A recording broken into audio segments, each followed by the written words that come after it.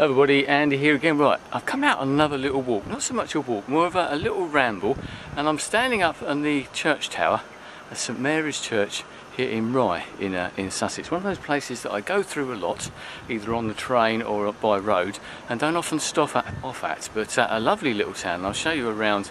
I'll give you some views. I've just climbed up the tower here, I had to get the doors unlocked, and as I said, not a place I come to that often, but a place that a lot of people have said, Andy, you ought to go to Rye, you ought to show us Rye. So that's what I'm going to do today.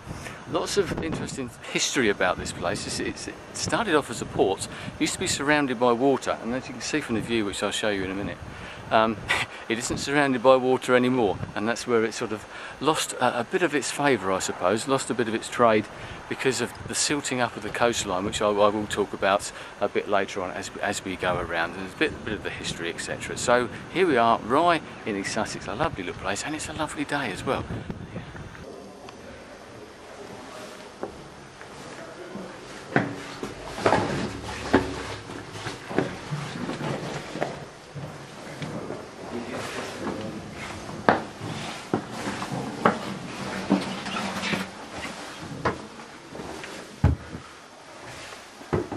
These are the steps up into the tower, bell tower, the church here in Rye.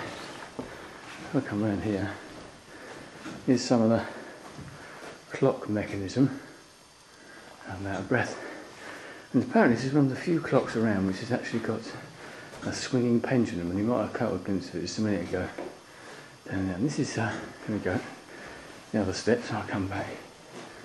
So, to get up into the actual tower itself. So I'm going to go up there. I won't film myself in case I fall back down again. But here we are in the bell tower. I don't think you can see it. I hope, I don't know, let's have a look at the time. It might be safe. I don't think I want to be in here when these bells started ringing. They're quite, I don't think you can actually see how big they are, but they're quite enormous.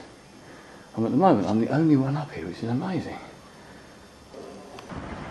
We'll use the road going out. There's a river Rother coming from inland. If I come in, I don't know if you can see in the distance there how well. I'll try and come in a bit. A brand new wind farm. Wind farms divide opinion completely. I think in some ways this is quite new, and obviously there's planning permission, quite a lot of controversy about putting it here on a nice big flat area. It gets fairly windy here, as you can probably imagine, right next to the sea. But in some ways they've got a sort of beauty of their own. I'm quite happy for you to disagree with that. Come round, and I was talking about the river. You can see some of the river at the moment, right down to the sea. You see some of the way that the mud flats are there, and the silt, and unfortunately the industrial side a bit further down. Well, I mentioned earlier on about seagulls. We're a couple of miles from the sea. I suppose the sea's not that far away, only a couple of miles away. But that's one of the points I was making. I've got some notes here, but this used to be basically like a little hill fort, I suppose, in the sort of Middle Ages, and there's been a port here since the sort of 12th century or something like that. And as I said before, it used to be ringed by water, and this Rye was one of the affiliates of something called the Cinque Ports, which comes from the Norman French, cinque meaning 5, and there were 5 points originally. I've got them written down, so I have to read them out. One of them was Hastings, which is good, so Hastings was another one. New Romney, which obviously isn't far from here. Hythe, which isn't far from here. Dover, which I'm sure a lot of you have heard of, and Sandwich, which is another lovely town up in the Kent side of the coast. They were the 5 towns, and then you had the ancient towns, which was Rye, because that was here, as I said, as a strategic port on the river and by the coast as well years ago, the River Rother, and you've got another river here called the Tillingham as well.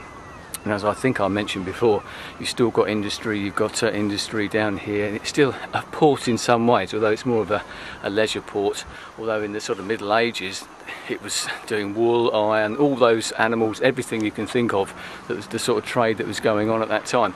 Because of the threat from the French and invasion, because this is the part of the English coast which is the closest to France, as I probably mentioned before. So you've got that going on, and that's why they were brought up to deal with that at the time. The threat of invasion, the threat of attacks, etc., which did used to happen, I possibly mentioned before, over in Winchelsea, when they used to get attacks from the French. So that's the reason that the Cinque Ports were done with, were sort of brought into play in the first place. They fell out of favour because basically the whole area silted up, as I've shown you before. The coastline completely changed and made them pretty much obsolete.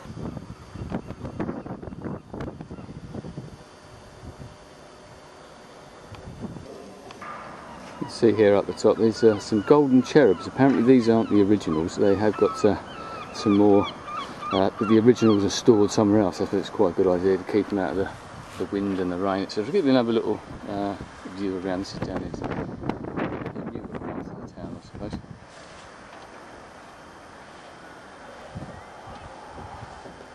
reminds me of similar sort of architecture in places to the old town of Hastings, which is hardly surprising because they are literally only about 10 miles away.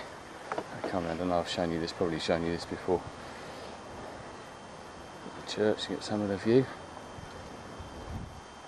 A typical English view, I think. Here we are, top of the church, looking down into a nice churchyard, nice trees in there, and the old Tudor buildings and that in the distance. A quintessential English view, I think.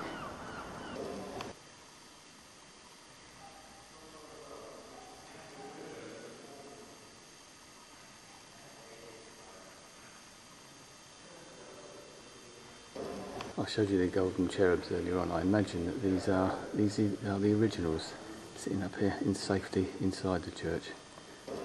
I suppose most of you are probably aware that English churches especially tend to have church organs. Well, the organ here, let's come around here very quickly, is usually housed over there where that bit's the scaffolding and that are. But this is the actual organ here in bits because it's just been refurbished and they're literally bringing this in.